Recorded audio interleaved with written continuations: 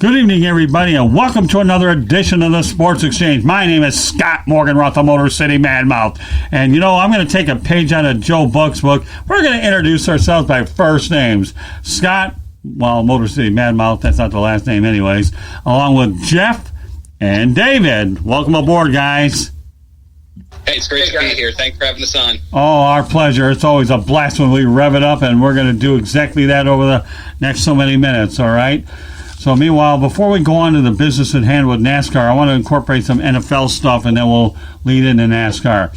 First of all, Jeff, what's your response of Commissioner Roger Goodell not mentioning Colin Kaepernick's name when he wanted to get everything out there? Well, let's face it, the NFL's response to what's been happening was a good start, but we still have ways and ways and ways to go in terms of truly shutting down the systemic racism that has been prevalent in both the National Football League and our society as a whole. So I think that, it was a good start, but again, I think it was a little bad move on Goodell's part to not mention Kaepernick by name. I know the past has been very checkered with the NFL and Kaepernick. It's been very tenuous, very tension-filled. And I think that, it could have been a nice little sign of goodwill to, almost extend a formal apology of sorts to Kaepernick. But at the same time, it was a good first step. But again, much, much, much, much more has to be done. And I think we're going to see that over the coming months if the NFL is truly committed to shutting down this brand of systemic racism that is unfortunately far too prevalent in our society. Good start, but again, long way to go. David?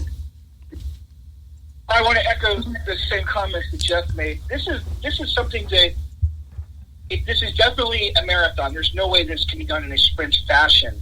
And I think everybody is expecting this to kind of blow over like other topics that have in the past. Racial issues are things that we try to sweep under the rug and say, no, it's not happening, but it is clearly happening. And unfortunately, somebody had to die to make more people aware of the situation. The NFL is in a tenuous situation, as Jeff said, because if they don't do enough, then there's backlash. If they do enough and they tend to veer to the side of their own cause, then they get backlash. I don't think anything that they're going to do is going to make everybody completely happy. But I appreciate the fact that there is a step that is in the right direction. This week, Leonard Fournette staged a protest walk here in Jacksonville. And it was kind of weird at first when I thought about it because the Jaguars did their own thing, where they marched to the police station to make people aware that they were quite aware of what was going on with racial indifference. But there were people that talked about Kaepernick, and the bottom line was that they wanted to show a united front. Leonard Fournette went ahead and had his own protest where there were hundreds of people who walked in downtown Jacksonville where he got his message across. The NFL itself as a whole has to continue to do this the whole year or it's a failure. Okay, fair enough. All right, so let's talk about the Rooney Rule. Right now, obviously, this rule is very flawed. I know that the NFL was thinking about modifying it a little bit by incentivizing it with draft choices. Of course, none of that's taken place. But, guys, there needs to be a lot more work done on the Rooney Rule because I think it definitely isn't getting the job done. No, I think you're right about that, and it's very unfortunate. And to pile on what you said over there, Dave, to almost, again, echo what you said, you're right in that it is going to be a marathon. It's not going to be a sprint by any stretch of the imagination. To put it in relative terms, we got a first down, but they're still backed up at, say, their own 15-yard line. So I think that more work needs to be done. Again, good first step, but we need to get more done. And the Rooney Rule, the intentions are good there. I understand what they were trying to do with the recent hypothetical development in that a team that, that did hire a minority front office employee or a head coach would get extra draft picks. And that, in my opinion, it just wasn't the ideal situation. There are plenty of qualified candidates out there, and they need to get jobs. They need to be recognized. This is too much of an issue at this point. It's unfortunate, and it's part of the systemic racism. The owners need to sit down at this point. They need to look at who they are at this point, and they need to go to discussion and get these names out there. They need to come to an agreement that isn't going to stand any longer, because we've heard the argument so many times vis-a-vis Kaepernick. This guy can get a job and not Kaepernick. That guy can get a job and not Kaepernick. There are plenty of coaches out there, so many retreads of this league, where it's like, that guy got a job, and meanwhile Eric Bieniemy still has to be a coordinator. That's not right, and this needs to be changed. The Rooney Rule, it's good in theory, but they need, once again, to do more. Okay. David? I agree. It's not. I don't know how to say it. I'm going to say I agree with what Jeff said, because it's a first step. The first step is always the hardest one to take, and I think the NFL got backed into a corner, and they had to come out swinging. There isn't enough minority candidates. Which I believe is BS. They're there. Mm-hmm. Just like every sport, baseball and basketball are synonymous for always rehiring retreads. Baseball has managers that have been, 5, 6, 7 teams, and there's these young guys who are coming up that deserve a shot.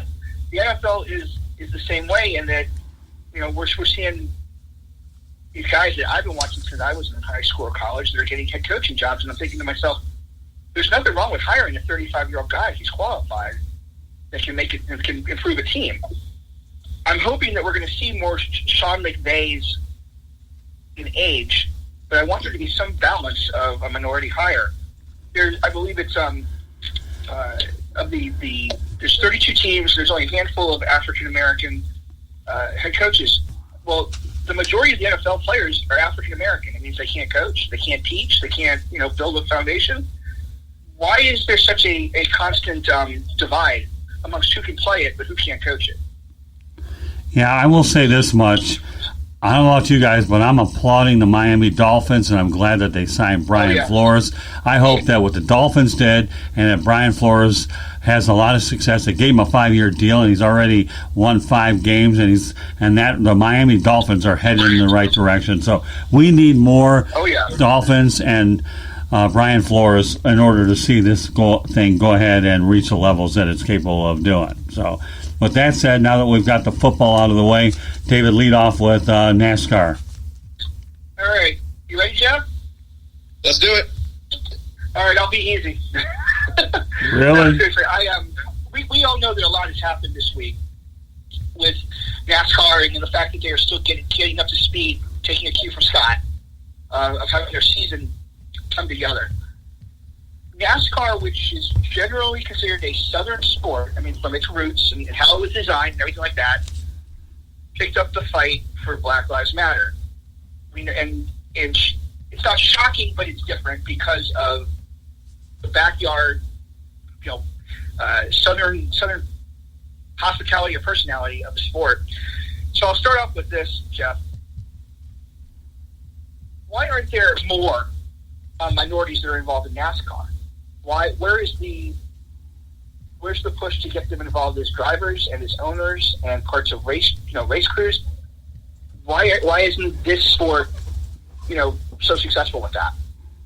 I'll be honest with you. I don't have the answer to that at this point. I do applaud NASCAR's measures, not only this week, but a few years back in 2004, I believe they started the Drive for Diversity program, which was to seek out minority and I believe female drivers as well to get into to not only take over some driving roles, but also in sponsorship, crew member, and team ownership roles too as well. So I think the idea, the stereotype that people paint of NASCAR fans is that they're these uneducated, just awful people. I think that's outdated and wrong. But you know what? In the grand scheme of things, it really doesn't matter. Let's be honest with ourselves. So here's the thing about here's what I can tell at this point. it's frankly at this point, it's still stuck in almost its southern roots in a way. And there's nothing wrong with having a southern brand type of way. It's just when you add things that have such negative connotations, like the Confederate flag. Because here's the thing about the Confederate flag. Call me an uneducated Yankee all you want. I don't understand the obsession behind the Confederate flag. It's a flag that lost a war 160 plus years ago, and not only did it lose war, it was the flag of an army that stood for the main purpose of keeping the institution of slavery when it was threatened, and it went against this nation. It literally tore itself apart from this nation and killed our countrymen. And why does this need to be glorified? And I'm really not sure at this point. I don't have the answers as to why there aren't more minority drivers out there. And I think that, there is some lingering negative stereotypes floating around the sport. And, let's face it, I just want to be honest at this point, vis-a-vis the flag and whatnot. If your enjoyment of a sport comes down to whether or not you could bring in this flag that has such negative connotations, if you're willing to step away from this, you weren't a fan of that sport in the first place. Let's just leave it at that. Fair enough. Well said. So, and I know that this has just come out, in the last 48 hours, that NASCAR is banning the use of the Confederate flag and everything that goes with it at their events. Yeah. I know that there was a driver for one of the teams that decided he needed to quit because they were taking away his flag. It's almost like he's taking his ball and running home. Mm-hmm. Do you think there's going to be a backlash from these diehard fans? And speaking, like you said, about its roots, it's thoroughly a southern sport that the sport itself has expanded to the West Coast and Mexico and other places where they've raced. But is taking away the Confederate flag that big of an issue for diehard fans? As you know, you've been to races where you see the Confederate flag and you see a 3 and you see a name Earnhardt, you see a car and you see all these things and people, talking about their southern roots and whatnot. How big a deal is this? I think at the end of the day, of course, there's going to be a backlash. I've seen Facebook's been the most prevalent. You just see, a lot of people saying, like, I'm boycotting NASCAR. I don't like it when, politics are in my sport, yada, yada, yada, yada. And you know what?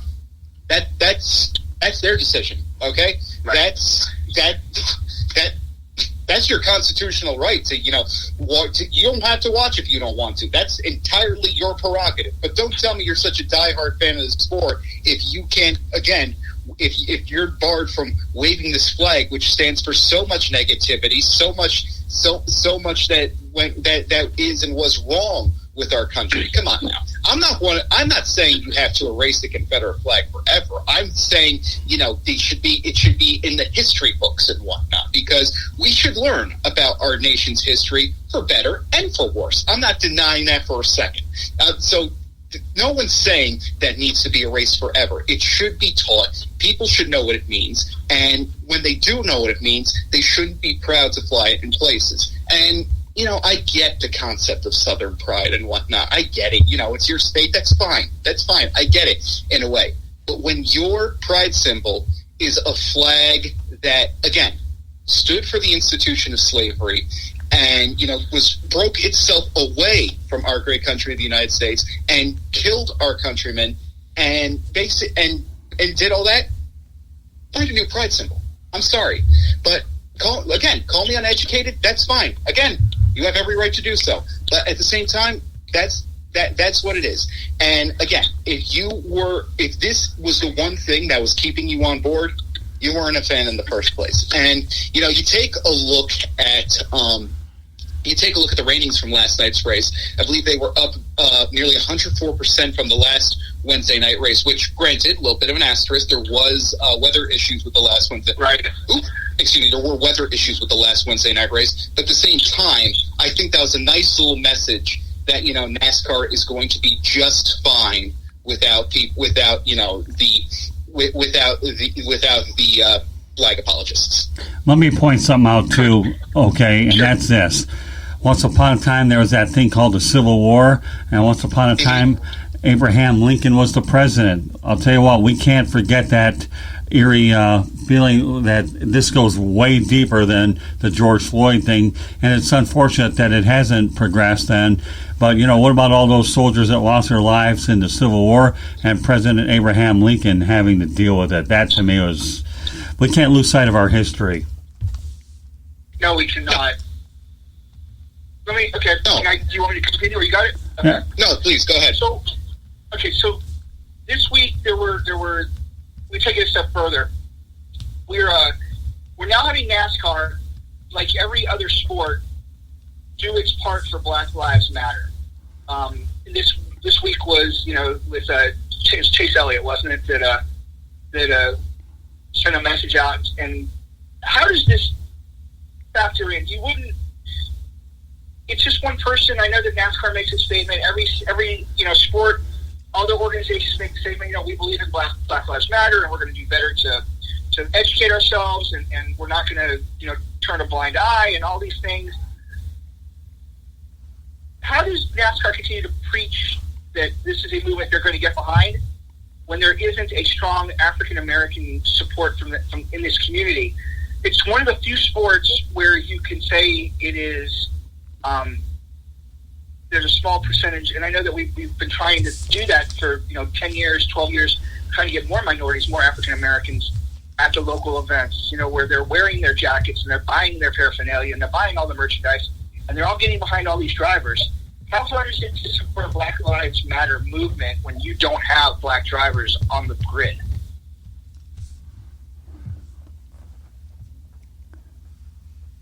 Hello? Yeah, we're here.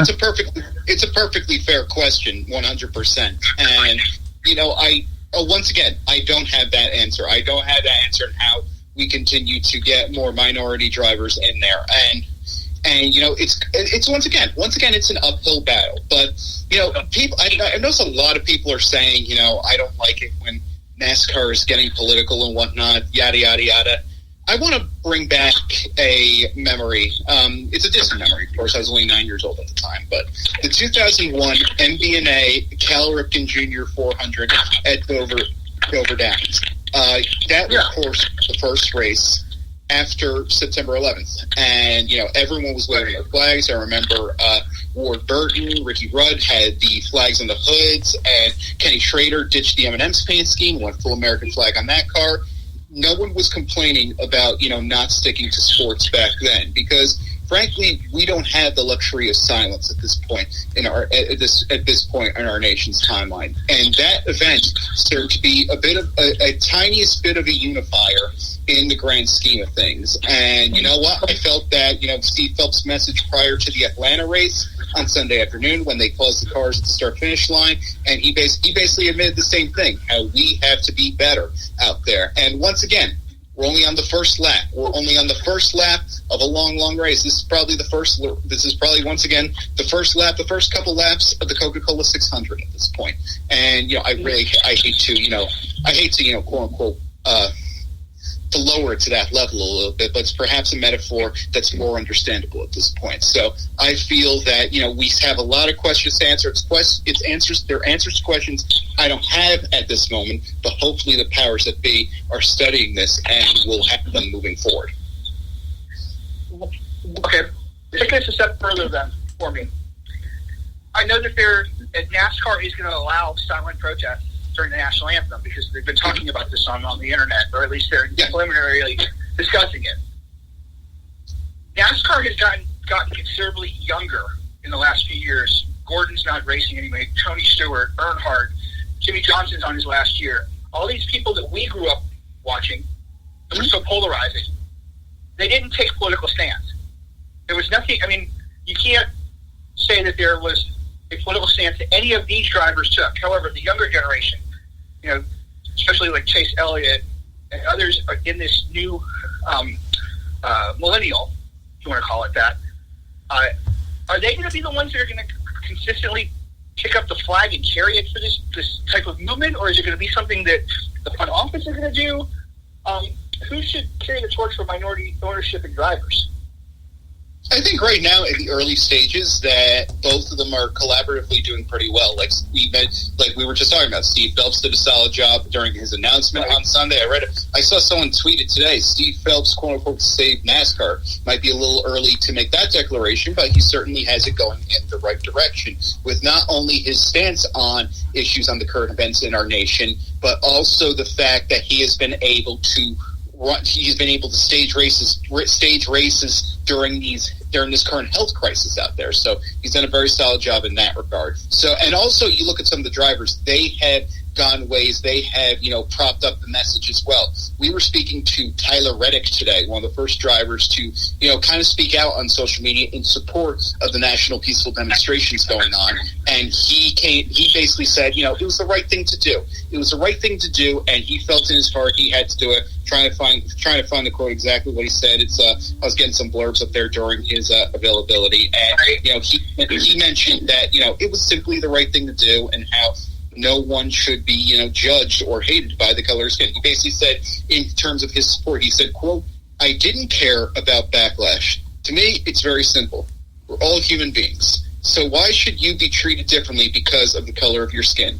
It was the right thing to say." And in terms of the ban, he said, "I'm glad. I just don't feel like there's a place for it. It's well beyond time." Those are three separate sentences. He didn't say them consecutively, but I think it basically got the gist of it. So I think right now that both the front office and the drivers are collaboratively working together and doing so pretty well in terms of getting the message out there and making NASCAR a more welcome environment to all fans, to all competitors, to all participants. And at least in the early going, they're doing a good job so far. Whether that keeps up remains to be seen. Remember, it's not going to be a sprint, like you said. It's going to be a marathon. But in the early going, they're doing well thus far, I believe. Collaboratively. Let me say this. I grew up watching NASCAR as a fringe sport. I got involved in journalism. I covered it in Darlington and in Florence, South Carolina. You don't get much more southern than that. Because, the Darlington races are institutions. I grew up also in my late 20s working with Jim Hunter, who was the director of the Darlington Raceway before he came to Daytona, before he passed away. Mm-hmm. Is it going to be the France family or somebody that is heavily involved in NASCAR from a business standpoint, the one that's going to, take the ball and run with it, because it becomes not only a political issue, it becomes a financial issue. Because if you don't support the issue, then you possibly lose minority, dollars and cents, so to speak. They're not advertising. There are plenty of African Americans I see walking through malls wearing, the race jackets and the shirts because they're cool and it's bright colors and it's all these things, and it looks cool. But if your base company in Daytona isn't taking the stance and continuing to push it, it's going to be harder to make people believe it. So do you think somebody else that was a driver of the past makes a statement and says, well, and I'm going to just throw this out there, well, if Richard Petty said it, then maybe we should jump on board with it? Well, it's actually interesting you mentioned a driver from the past coming out and saying things, because Dale Earnhardt Jr. has been very active in his support. He has been, he's been very open to things at this point. And I want to bring up a story that I believe it was Jay Busby of Yahoo brought it up. He wrote the book, of course, Earnhardt Nation, and he brought up a story in which, Dale Earnhardt Sr. had a bumper sticker on his truck that read, it was totally paraphrasing here, trying to pull up. Oh yeah, it was a motto. It said, "American by birth, Southern by the grace of God," and there was a Confederate flag on that bumper sticker. And Earnhardt Smith, and they mentioned that a friend, an African American woman whom the Earnhardt family loved. I'm trying to remember it now. It was their. It was a friend of theirs, yeah. She told them, it was their housekeeper, and who Busby describes as, quote, an African-American woman beloved by Junior and Kelly Earnhardt as well, mentioned that the flag's implications made her uncomfortable. Earnhardt immediately located a knife, strode out to his truck, and sliced off the rebel flag. The motto remained, the flag itself was trash. So I think that that should explain it all right there. Because NASCAR fans, rightfully so, reveal Dale Earnhardt, and that says it all right there. That probably should end the flag argument then and there. And I think you are slowly seeing some other names involved in the sport. I mean, you mentioned Richard Petty coming out. His iconic number 43 was donned in the Black Lives Matter with the Black Lives Matter insignia and a message of unity on the hood of the car. So I think that we are seeing some of the legends, some of the members of the quote unquote not so political era coming out and sticking up for this cause. So, and it's not really political when you think about it. You just have to think equality should not be a partisan issue. It shouldn't take any side, really. We should all call for it. So I think that it's a trend. It's all about how do we keep this up when it stops trending. It needs to continue. It's not just supposed to be a trend right now. It should just continue. And again, we're on the first lap of a long, long race. Let's see what happens as we move forward. Jeff, that's a good, I like what you just said in terms of trending. You're right. This cannot be an instantaneous trend. It needs to be a part of the new norm. It really, really, really does. The one thing I really detest in social media is the word trending, because I wasn't brought up that way with trending, okay? And I wasn't either. Yeah, but hey, me neither. Well, right. Well, there you. And I'm closer to Social Security than both of you guys, so go figure. But I feel what you mean. Yeah, I'm sure. But yeah, the word trend. But going back on your point, though, Jeff, you're right. I mean, trending, all well and good. Knee-jerk reaction, but you're right. We need to see this become a part of the marathon and not the sprint. So when I talk about trending, I associate it with sprint.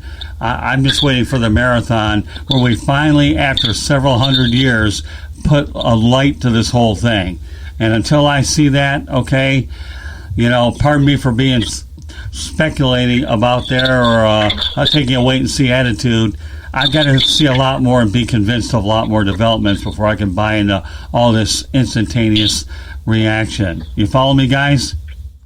I follow you. I think, go ahead. I just say I completely get what you're saying, Scott. And I don't think it's not just NASCAR. I'm sorry, I'm fumbling. Everybody is talking a great game right now. It's kind of like right. you get in trouble for smoking in school. You smoke a cigarette, you get told, "Oh, I'm not going to do it anymore. Oh, I'm so sorry."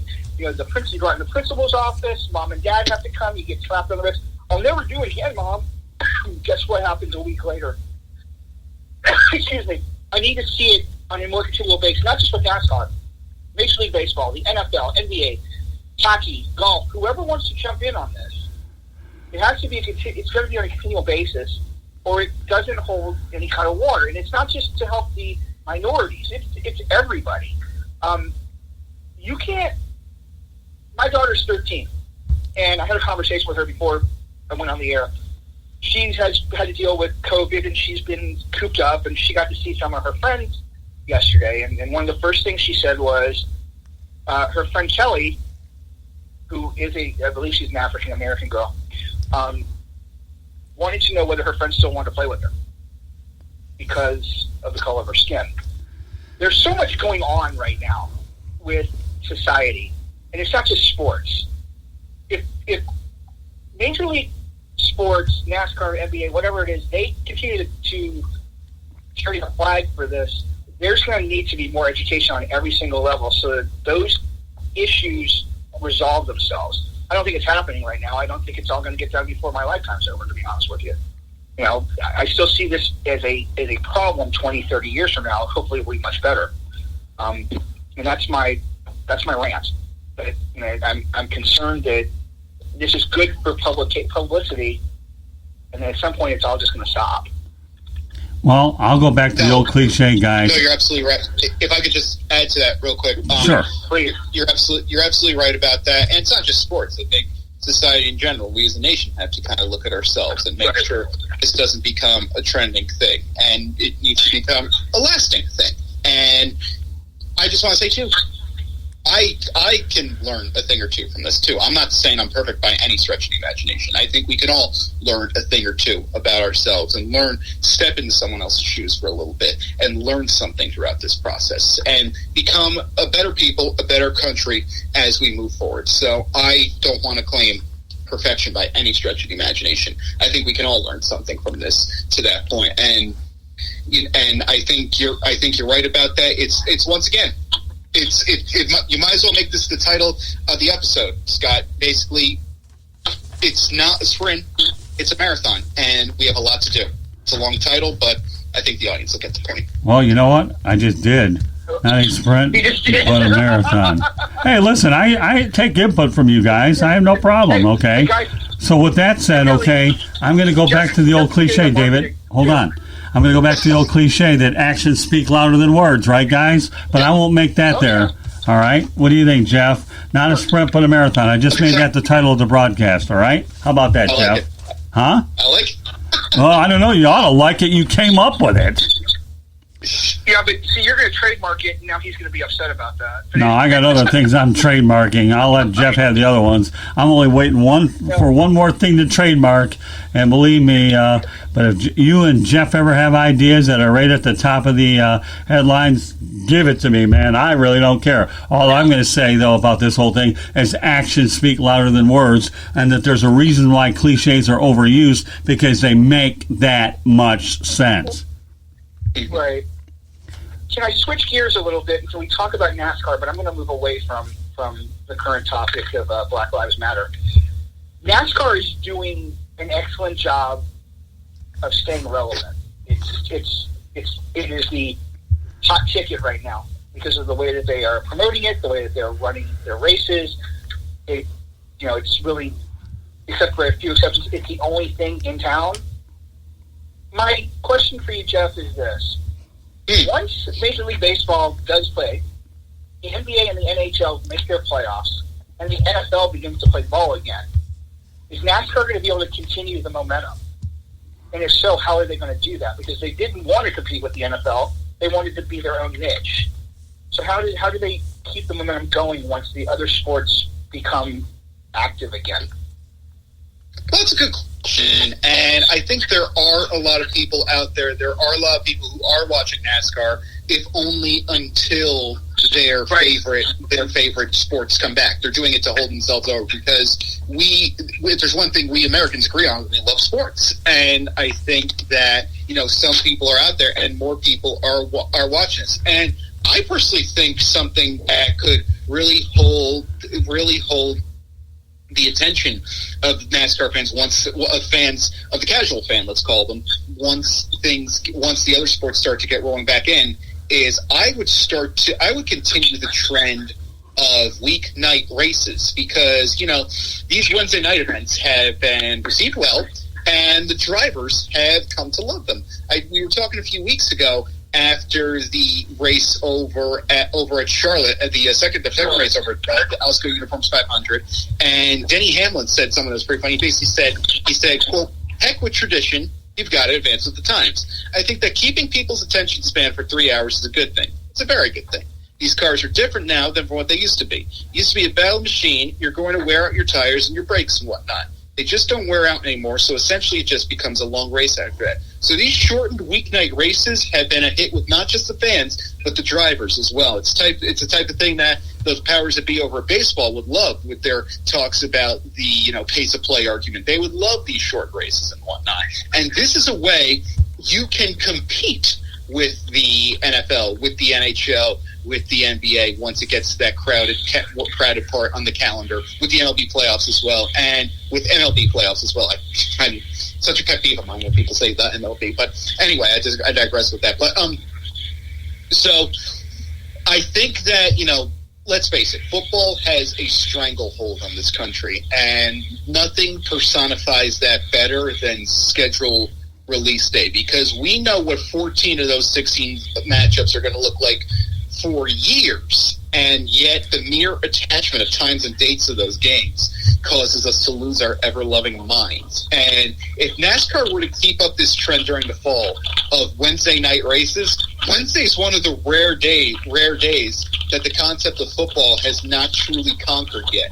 Because obviously there's Sunday, obviously there's Saturday, there's Monday night football as well. Thursday night is out of the question too, because not only do you have the NFL's package, but there's usually a good college game or two coming from Jersey. Thursday night college football makes me think of Rutgers topping Louisville that epic night this kind of way. Right. And Friday night is dedicated to high school football. So Wednesday night is an area you can truly take over because, once the NFL starts up, people's minds are going to be turned off because even the NBA, which has become more and more popular over the years, even the NBA's opening slate gets a little bit of competition. They suffer a little bit from going head-to-head with the NFL, at least in the early going. No one's going to be watching the games on TNT Thursday night. Everyone's going to be watching Thursday night football. And it's going to be real interesting to see, on a somewhat unrelated note, if the NBA Finals goes on and if this whole Disney bubble thing works out. It's going to be really interesting to see if the NBA Finals conflict with Thursday night or Monday night football. It's going to be really interesting. But at the same time, I think that, there is an opportunity, there's an avenue for NASCAR to succeed. They can continue to push forward, and they can continue to run these Wednesday night races because NASCAR has also developed a fantastic reputation at this point. So well have things gone with NASCAR's return to action. They are able to hold an all-star event. I think that's huge because when you talk about these other leagues, all-star games have been the very first casualties. I mean, the Pro Bowl, people have been wanting to get rid of that for years, virus or no virus. The NBA and NHL, they might as well have already canceled their all-star games at this point. NHL wants to eliminate bye weeks so they can not only finish this season, but to get the 2020-21 season off without a hitch. And for the record, as long as these things are safe, I'm for them. Let's see what they can do, but they must be safe. It's kind of sad I have to clarify that. But at the same time, I think that there is an opportunity for NASCAR to succeed if they continue with Wednesday night races. Wednesday night playoff races would be very exciting, and it wouldn't shock me at all to see NASCAR add a few more of those to the schedule and finally get out of the dreaded weekend positions and the dreaded weekend competitions with the NFL. Because let's face it, you're also delving into some dangerous ground if you move the races to Saturday too. Say Talladega lands on. Let's say Talladega and lands on the big weekend where Alabama's playing Florida or something like that. It's real cruel of the sports world to make Alabama sports fans choose between Talladega or Tuscaloosa. That's cruel on the sports gods' part, frankly. So I think that weeknight shortened races could truly be the way to go for NASCAR moving forward. The fans like it, the drivers like it. Let's continue. You know what, Jeff? I got to tell you, you really hit a bullseye on this one. You really did. I think, first of all, okay, it's not like NASCAR hasn't had prime time racing. It had the Coca-Cola 600 running late. Don't they have a Daytona race that usually runs a little bit late, and they probably have another race or two along the way? I think you're right. There's that opportunity to do it on Wednesday night. Go ahead and do it, because I like you said, there's no way to compete with the other sports on the weekend. I mean, occasionally a Sunday race, depending on if it's in a area where it's the only game in town. But you're right. There is an open opportunity. And I think the one thing about the pandemic that we can all agree on is the things that we normally wouldn't do.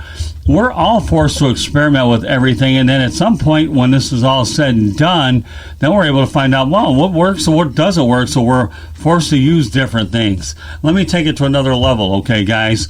For example, if MLB is looking to experiment with different things and you're taking advantage of a pandemic to try it, you do it. That doesn't mean you're going to bring it all into play. Like the NFL may decide down the road, we'll have a degree of Zoom and incorporate it into our draft. And this is a perfect opportunity to slide a lot of those things in there. But you know what, Jeff? Bullseye, man. Wednesday night racing, they would own that night. And then you go ahead and pick your weekends to race if necessary. You've sold me on that one. You really have. How about you, David? But Jeff sold me. I love the idea because, and I hate saying this, is going to come back to bite me in the butt during football season. There is such thing as oversaturation of a pigskin. Fair. Because I'm the one watching it on every night. But the idea of bringing something new and innovative, a shorter race, people have to get tired of the NFL at one point, right? This is brilliant. Marketing now, Jeff. Make sure that you get an agent to help you push that along. And if you don't get one, let me know, because Scott and I will support you on that one. Oh, yeah. We're behind you, Jeff. We're teammates, right? All three of us, right? We'll get you an agent. We share. Of course. And, no, hey, you know what? I don't think this country is tired of pigskin saturation. That's the thing. So it's almost like, why combat it? Why go against it? Because look at the NFL Combine. That's another example of the stranglehold that football has on the American imagination. Because what can we glean from that? So guy goes from the 10th pick to the 20th pick. It's a bunch of guys running drills in shorts and a t-shirt, and yet it has turned into a national phenomenon. It's a national phenomenon, and you look at where it's placed in the calendar. You look where it's placed. It's in March, for example. That's when spring training is in full swing. The NHL and the NBA, their playoff races are coming down to the wire. What leads off the highlight shows? How many bench press reps did so and so get over in Indianapolis? So I think there's really no use in fighting the football behemoth, and NASCAR has a prime opportunity they discovered throughout this process. They've done a fantastic job so far. Once again, they're actually holding an all-star race. That's huge. I mean, they're holding an all-star race. That just shows you how well this experiment has gone. Let's keep the momentum going. Let me tell you this, too. One of my early mentors when I was in my 20s was named Andy Lascano. He used to work down in Miami, and then he ended up going on to Milwaukee, Los Angeles. He's been around the block a bit. But when I got to know Andy, and he always said, Scott, if the one way you'll succeed in life is you have to be different than everybody else. Without being different, you're in trouble. So, and I'll tell you what, for the last 40 years while I've been in this business, guys, I've learned from the different approach, and I'll never abandon that approach because it has really been good. So, again, and that kind of relates to what you're saying too, Jeff. Different equals Wednesday nights, and I think that's where NASCAR really went out there, and they've hit a home run on this. So continue, David. What I love the fact too is that we've had these conversations, and I have a serious question to ask. Jeff is just rolling off my answers before I'm asking them. However, I'm going to ask one more question, and I'm going to turn it over to Scott. NASCAR was white hot at the end of the 1990s, where drivers Gordon and Jimmy Johnson and Tony and everybody helped the sport become this polarizing event every week, and then it lost drivers and it lost sponsorships, and it became a little stale. And NASCAR tried to save itself by coming up with the race for competition and trying to make the car better and all these things. Is this situation right now, unfortunately, because it's being done based off of something that is, I don't want to say it. It's being done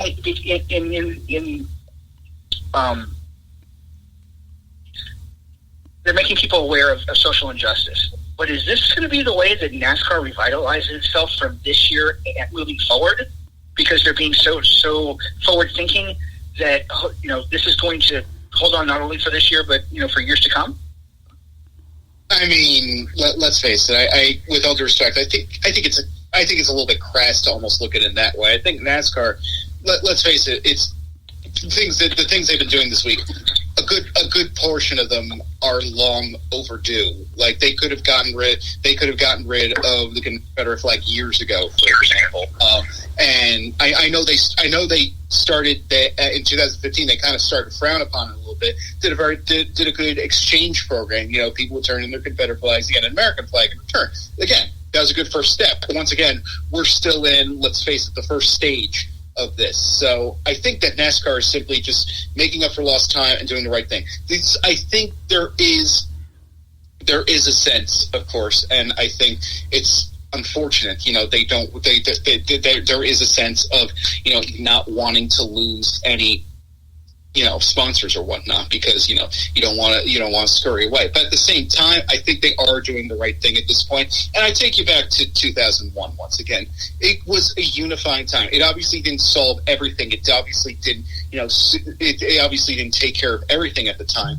But for at least one weekend, for at least those 3 hours we ran at Dover that afternoon, everyone was united, and no one was complaining about how NASCAR wasn't sticking to sports back then. Why can't we do the same thing now? Why can't we acknowledge that these problems go beyond, once again, these problems go beyond politics? Equality for everyone should not be a partisan issue. Both sides should be on board with it. So I think that, it's not a political issue. It's simply a humanity issue, just like it was back in September 2001. So, again, I really don't have an answer in terms of keeping up with the times, whether this is going to be NASCAR's path to revitalization. I think they're simply doing it now by being the one sport that has their act together, being the sport that was quote unquote first, the first team sport, I guess you could say, that was first, at least in America.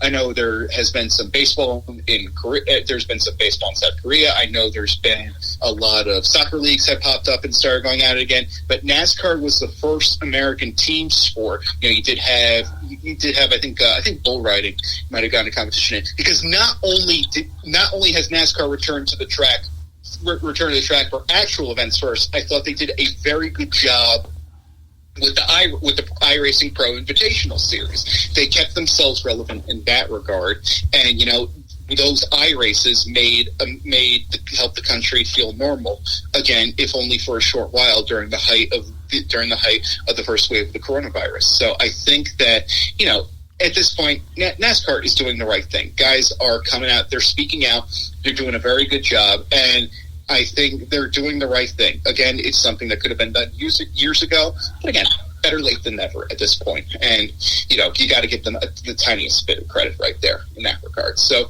in terms of revitalization, I think that NASCAR has been doing fine with that, with the fact that they've been the North American sports league that has gotten their act together quickest in terms of this health crisis and has been able to run races, at least seemingly, at least from what we can tell, without a hitch so far. And again, I go back to my point, they're having an all-star race. So I think that, they have their act together thus far of the major sports leagues, and they deserve credit for that, and that is going to be their path to revitalization. Whether those fans who are basically biding their time until their other favorites come back stick around, that remains to be seen. But right now, that is how NASCAR has paved its path to revitalization. Okay. I'm ready to go there, Jeff. Okay. First of all, the one sport I didn't know anything about until I watched it on TV, and now I see it at Cracker Barrel. It's called cornhole. So go figure. I mean, didn't even know what it was, and all of a sudden I pick up a beanbag and try to put it in the hole. My goodness, I'll tell you talk about exposure. Holy moly, let's talk about the cornhole stuff out in the Carolinas. All right, whatever. So, got to give our... where we are right now, okay? Yeah, that's okay. So at any rate, had to get that cornhole reference out there. So, Jeff, here's the thing.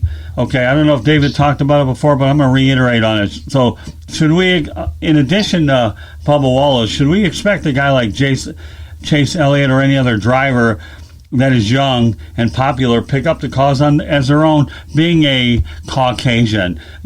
After all, these are young people that represent the future of the sport. They're trying to create stars as the other ones retire. No, I think several young drivers have picked up that cause. They've done a very decent job so far. Bubba Wallace has done a fantastic job this week. He went on CNN. He did a very good job in calling for it, and he has made change in that. And no matter what he does with the rest of his career, he's going to have a crucial spot on the NASCAR timeline. So you really have to give him props there. And several other drivers, they've admitted their white privilege in a way. They've admitted they'll never have to deal with what minorities have to deal with in this nation. What it is to deal with what it is to be an African American male in this nation. But they're using their privilege, they're using their platform to make a difference. Talked about Tyler Reddick, the way he came out today and basically said on how it was basically the right thing to do. Reddick, of course, being one of the first drivers to speak out in support of the peaceful demonstrations going on. Jimmy Johnson was the same way. He was one of the driving forces pun intended, of the video that broadcast after Phelps' announcement, in which the drivers pledged to, keep this up, keep this going, to make sure it's, again, going back to what we were talking about before, more than just a trend. And I think that, and I know Johnson is anything but one of the quote-unquote young guns. Heck, remember, although he was one of those, remember those commercials, the Gillette Young Guns? Oh, my goodness. Oh, yeah. Yeah. No, but several drivers have come out and done a very good job. Ryan Blaney was another one. He actually attended a protest, a peaceful demonstration in North Carolina, in Charlotte, and he encouraged others to do the same. So these drivers are picking up the slack. They are putting their money where their mouth is, particularly the younger drivers at this point. And I think that, again, they're doing the right thing, and it's really commendable to see. With all the commendable things to see, do you think that the way NASCAR has done things right, that will be a big boost to them in obtaining future sponsorship? Again, I think it's a little. I feel a bit uncomfortable putting it in those terms, but right. I certainly could. I think you could certainly make a case for that. That's all I'm going to say about that. Well, that's fair. But, what I really like is the fact that Bubba Wallace, I believe he finished second in the 2018 Daytona 500. Is that right, Jeff? I believe? And finished behind, Denny Hamlin. I think he held someone off for second place in that event. I think it was 28. It was his rookie season. So, yeah, okay. So, meanwhile, I think the best thing that could happen for this sport is the fact that Bubba Wallace is driving for Richard Petty. The king of NASCAR has a minority driver who has a fine, promising career. He finished, 11th in Darlington is what he did. And I'll tell you what, Bubba Wallace has earned a fan from me, I can tell you that. So let's talk about a couple of other things. David talked about minority ownership, but Brad Daugherty is a guy who moved from basketball, of course, he's from the University of North Carolina, and now he's gone into ownership. How much of an impact has Brad Daugherty had on it, and how much more of a factor can he be? Because I'm glad that he at least represents a positive in terms of minority, and I hope and pray that he continues to do good work in that area. Yeah, he's done a solid job. Of course, he is one of the owners of JTG Daugherty Racing, has done a very good job also. Yeah, he was a commentator, an analyst on ESPN when they held NASCAR coverage during the turn of the decade, and I think he's a very good representative of our sport. He's always done a great job, no matter what sport he's in. He's always done very well. Has done a solid job with the somewhat limited equipment. JTG Daugherty is one of the more, I guess you could call them mid-major teams of NASCAR. I guess to put it in layman's terms for those who may not know, if we're calling them mid-majors. If Hendrick Motorsports is, say, the SEC, maybe JTG Daugherty is, say, the MAC or Conference USA, something along those lines. So Furniture Row was Boise State football or Gonzaga basketball. Let's admit that. But I think that they do a he's done a great job, and I certainly don't want to tell him how to use his voice or anything. That's the most un-American thing you could do. But he was one of those guys who spoke out against the use of the Confederate flag back in 2015. He let his voice be heard, along with several other NASCAR names like Jeff Gordon, like Dale Earnhardt Jr. And he is a great representative to have in this sport. So it's great to have Brad aboard, and hopefully he keeps up the great work. Yeah, I know that Magic Johnson and Walter Payton were looking into it. I don't know the extent of what their involvement was going to be, would be, or will be. Of course, we know Walter Payton, there won't be any, but Magic Johnson has certainly talked about it. And then again, he's involved in every good business venture on the planet. But do you think that Magic Johnson's viewing everything that's going on and might take it upon himself, especially with the fact that NASCAR has come back as strong as they are, that that might cultivate his interest in creating another business endeavor? I think NASCAR could definitely, and listen, if Magic Johnson can turn around the NBA, can you imagine the effect he would have on NASCAR? Yeah, he would certainly be someone to include in the sport. Floyd Mayweather is another one who has announced his intentions to start a team. He started TMT Racing, the Money Team Racing. He released a statement actually supporting the Confederate flag ban. So that's certainly to keep an eye on. And according to Adam Stern of the Sports Business Journal, the team is still planning to compete in a handful of Cup Series races this season. That's something certainly to keep an eye on. So either way. Those are, again, some great representatives to have, and hopefully we see some more positive developments on that front. Now, Jeff, when I was living in Phoenix, Arizona, I worked at a radio station and our show is called Weekly Wheels. You can hardly tell, right? Okay. But at any rate, what's that? I like it. Oh, it was good. I enjoyed it on there, but... Oh, yeah, it was. I enjoyed my time working for him. But I ended up doing a segment on the air, why there were not enough minority drivers in NASCAR. And let me tell you something, my co-hosts were holding their collective breath that we weren't going to get kicked off the air because yours truly made a bold decision that threw these guys off guard. I mean, if they didn't have hair, they could have lost it. If they had brown hair, it could have been gray within 15 minutes. But I took a bold move because I felt like, there should be more minority drivers back then. And again, was I ahead of my time? Sure. But you know what? Minorities should be represented in every sport possible. I didn't see any reason why they should be in NASCAR. Now we move the clock back to the future here, and we still don't have enough. So for me, while I felt what I felt then, thankfully we didn't get any backlash off that broadcast. All I can tell you is my co-host said, from now on, if you're going to get controversial crazy, let me know ahead of time so I can prepare for your insanity so that we could all hide underneath the table and not get kicked out of here. But no, it didn't turn out that bad. But, I was taking the Brett Favre. I was looking to be a gunslinger with this particular topic. But I still feel what my position was then, worse it is now, that until I see a lot more minority drivers, while all the good karma is very good, Jeff and David, I still have to take more of a wait-and-see attitude on it, and I'll be a firm NASCAR believer when more of this takes place. So thoughts about that? I think you're absolutely right, and you were right to make those statements, by the way.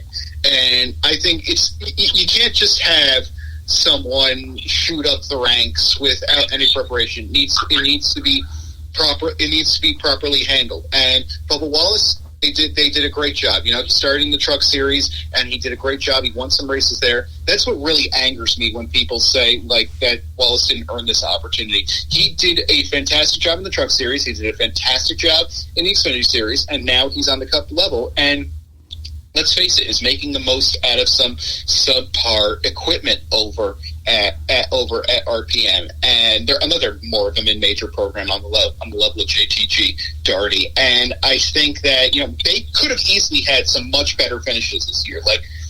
Look at Martinsville; he finished 5th and 6th in the first two stages, and had to settle for 11th. You look at, I think it was the it was one of the Charlotte races. I think it was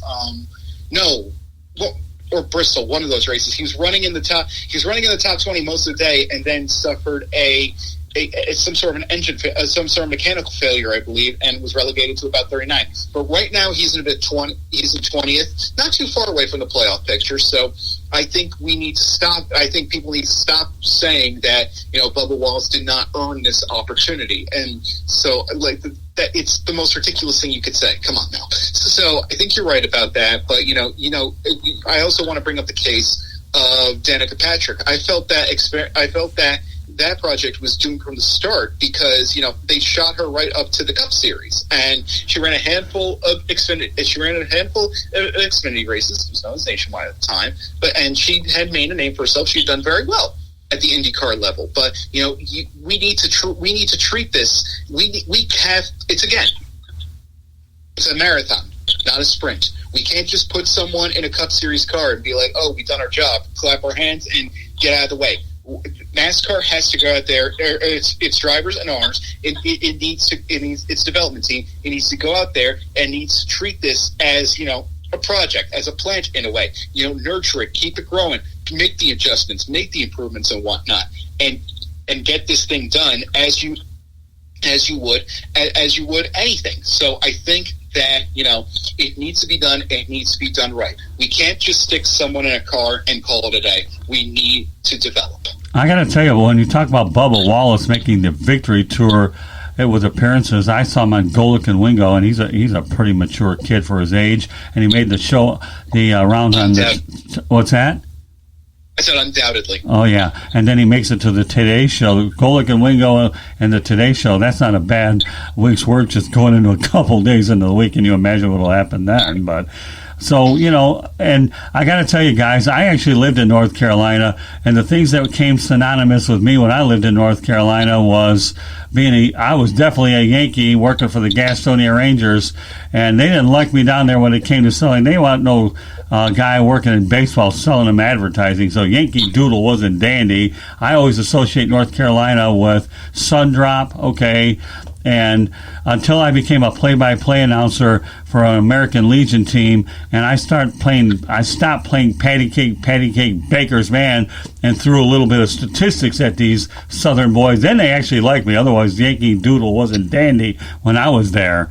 I tell you, I was lucky I wouldn't even run out of town out there. But, with all due respect, you talk about the good old boys, the reputation for what they have.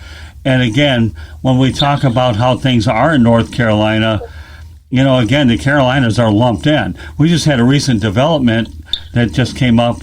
I don't know if you've heard of it, but Jerry Richardson's statue was taken down.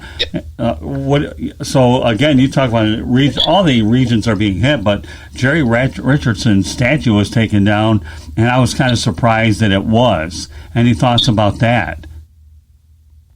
I mean, from what I heard, seems to be a permanent decision, and within Carolina's rights. So I think that, and I heard Richardson himself wants it down too, and there's no plans to put it back up. So probably the right decision moving forward. Yeah, but when you talk about the whirlwind of events that has taken place, with Richardson, and then the latest things that we've had. One thing we got to remember, folks, is after all this time, we got a race this Sunday, okay, at Homestead. Why don't we talk about it? Go ahead, Jeff. Yeah, sure. Should be exciting. It's going to be real weird to see Homestead during the late spring, early summer, never mind the fall. But I'm really looking forward to that race. It should be a lot of fun. We obviously saw it during the iRacing series. That race originally scheduled for April. I'm eager to see what happens this week in terms of the length of races and the heat going on down there and whatnot, because we saw, again to bring up Bubba Wallace, we saw him, get treated for heat exhaustion. I believe Ryan Newman had some issues too after Sunday's race at Atlanta. And then Austin Dillon, of course, he had his crush panels damaged during the lap 3 flat tire, and he had to get removed from the car about 100 laps ago because it simply became too excruciating in the car. It got way too hot for him in there. So I'm eager. I wonder what they'll do with that, especially with Miami, where it's just so humid, and of course Talladega coming on the first day of summer up there. So I'm interested to see what we do in terms of the heat over there. But should be a really exciting race. Should be exciting to see down there. Good length, 267 laps, 400 miles. Should be a lot of fun. And I do have my eye actually on Tyler Reddick, and not just because we spoke to him today. Reddick, of course, has 6 prior races at Homestead at the Xfinity and truck levels, and has finished in the top 5 in all but one of those, and has finished in the top 10 each. So he's someone I would definitely keep an eye on going forward at Homestead. Obviously going to be different settings for him, though the last 2 times he was there, he was wrapping up Xfinity Series titles. So I think that it should be a fun race on Sunday, and I'm really looking forward to it. Yeah, 2 other notes I want to say before we wrap up the broadcast. It is unbelievably that NASCAR race would be racing in South Florida in the summer months like June, and especially when you look at the heat. So I'm going to give you a 2-part question to make it easier. Talk about that, and then talk about the fact that now fans are gradually being eased into races. Start with that, and then proceed with the next one. I'm sorry, you kind of buzzed out there. I believe you said something about the fans being single. Yeah, well, that'll be the second part of the question. We have a race, obviously, here in the summer, it looks like, or at least almost, in June, in southern Florida, where we know it's pretty hot already. The humidity's high, and they're used to holding that race in October, although Daytona's accustomed to holding them in July. So, the heat could be a factor on Sunday here in southern Florida, and you'll have, I think, about 1,000 people in the building. So yes, I believe there's going to be 1,000 servicemen and women from nearby military base who will be partaking. Who will be taking in the event. Thank you, all of you who will be attending your stations, all our servicemen and women. Thank you all for your service. By the way, I'd be remiss if I didn't say that. But I'm interested to see how that happens. How the experiment goes with the fans, because we're going to invite. They're going to invite. We are like I'm first NASCAR personified here, but I think that again, it just shows you how NASCAR has been able to manage this health crisis very well, to the point they are able to invite a limited amount of fans in the stands. They said it's going to be very slow, it's going to be very steady, very conservative, and I applaud them in that regard. The fact they've even gotten to this point is a win, and that's going to be the thing that keeps fans going. Because if there's one thing fans love more in sports, I think they love stability as well. And I think that, once fans see how stable NASCAR has been during this process and how they've been the league that seems to have their act most together, this is going to be something that keeps fans sticking around. how much will the heat be a factor on Sunday's race at Homestead? Well, I think that, I think drivers are certainly going to prepare for it, especially after what we've seen over the past couple of races. And you want to check the weather for Miami on Sunday, and oh dear, oh my, we got thunderstorms in the forecast. So really hope those avoid that. Chances of rain are 80% on Sunday. Oh dear, oh no. Please no, Mother Nature, you had 10 weeks to do this. Why are you doing this to us now? But I think that it's a high of 84 on Sunday and a low of 77. Thunderstorms likely in the evening. So hopefully we're able. It's thunderstorms all week in Miami. Oh my goodness! Talk about the worst time to come. But I think that drivers are going to adapt to this, because that's one thing about NASCAR drivers. They've done a fantastic job of adapting to their surroundings. They've adapted to so much, and they do. And they're undoubtedly athletes. I hope arguments such as what's been going about what we've seen and running things like the Coca-Cola 600. I hope this eliminates the already asinine argument where it's like NASCAR drivers aren't athletes. Stop it, all right? Because they do a great job. They have to adapt. And they have to be in shape. So I think drivers are. I think also drivers are going to take advantage, of these next few days off. They're going to take advantage of the lack of practice. They're going to take this time to get a little bit more in shape and get ready for the race on Sunday. Hopefully we get it in. Well, hopefully we do. And, of course, they're talking about 5,000 fans a week later. How do you think that's going to work out? I'm eager to see it. Of course, I'm no crowd control expert, but based on what NASCAR has been able to do so far, I'm confident in their ability to hold this without anything going awry. So I think they've done a good job so far. And now that they're going to get some small crowds in, I think if they adhere to the promise that they're going to keep this slow and steady, I think certainly we could see some good things happen. Yeah, there'll be a lot of sports watching what NASCAR is doing. And just because Jeff came up with the idea, this episode will be titled not a sprint but a marathon. So we encourage you to listen again and also download it, because if you think you can take everything out of the first episode here, we encourage you to listen to it as many times as you can and download it, because we certainly gave you a lot to bite off tonight. So good job, guys. With that said, okay, we're going to let Jeff lead off, and you can tell everybody how they can get a hold of you any way, shape, or form. I don't care how many you got. Go ahead. You can find me on Twitter at Jeff J Mags. It's GEOFFJMAGS. Yes, it is Jeff with a G, much like the famous giraffe toy spokesman of the same name, the spokes giraffe of the same name. So I think so that you can reach me on there, follow me, retweet me, at me, whatever. We get live chatting. I'm more than welcome to healthy debate.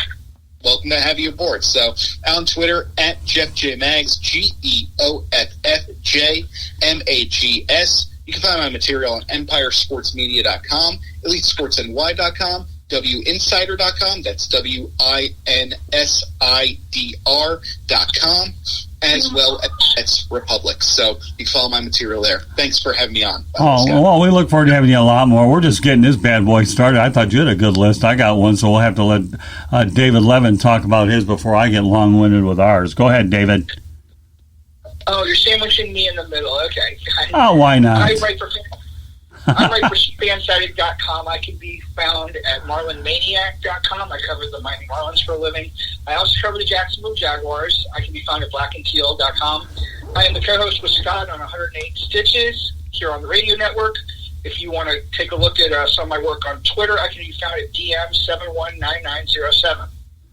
Very good. And since Jeff had a pretty good list, I have to top it. Okay, Jeff? All right? You can find me on Twitter at... I don't know. Jeff, you got a good one. That's really extensive, but I'll get to mine anyways. I don't know if it's as long as your last name. Just kidding. I love the name. Great stuff, man. Kind of like Howard. Thank you very much. Kind of like Howard. Huh? So very proud of it. Oh, yeah, I would. So was Howard Schnellenberger. He was a pretty good football coach in the day. So with that said, okay, on Twitter you can find us at Tribune South. Okay, Facebook, South Florida Tribune. Instagram, South Florida Tribune. I have a YouTube channel which will get going when I get out there and start doing videos when we are allowed to do it or comfortable to do it. South Florida Tribune gets it done.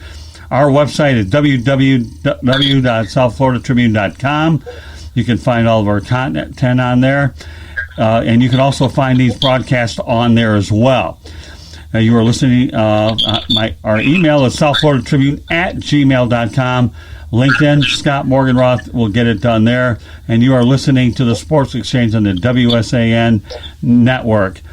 And you can also, when you go to the South, also our podcast, you can find them wherever you do get your podcast. You are listening to the Sports Exchange, but we have 6 other shows we're very proud of. The South Florida Tribune podcast, which is mainly a non-sports related broadcast. As David alluded to, 108 Stitches Baseball Talk, The Real and the Rare by Xavier McKnight, Fantasy Football with myself and Ryan Skolrud, and Rick Curdy was on before. David Levin's going to get a piece of that action. Motorman and Rude Dog, and our newest show, and one that I have a lot of high hopes for, No Limits. So we have a lot here on the network, as well as SouthFloridaTribune.com. We have a lot of great content that goes to it. And we're just happy that we're building this operation in the manner that we are really working very hard to give you the best overall entertainment as well as content value that we can get. Other things that can be seen on the South Florida Tribune, we have Reuters provides us with some news, and we have some weather, so we don't miss a thing. But meanwhile, on behalf of Jeff, I'm going to go back to Joe Buck's version. David, this is Scott, the Motor City Mad Mouth, thanking you for joining us tonight here on the Sports Exchange, and we look forward to doing it again soon. Have a great weekend, everybody, and please be safe during these trying times. Hope you enjoyed our broadcast. Good night, everybody.